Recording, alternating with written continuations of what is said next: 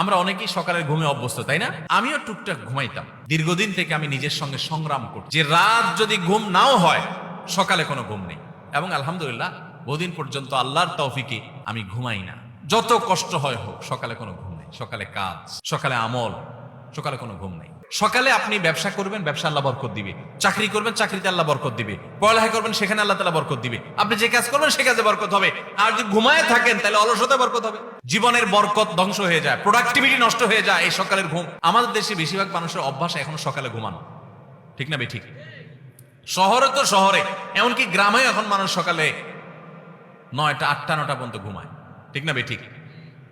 আমি পৃথিবীর অনেক দেশে দেখছি যে ভোরে সকালে দোকান খুলে ফেলে তারা। আর আমাদের দেশে অনেক দোকান আছে 10টা 11টা আগে খোলে না। কেন? কারণ পাবলিক সব ঘুমে, দোকানদার খুলে কি করবে? অনেক উন্নত দেশে আমি দেখেছি যে সন্ধ্যার পর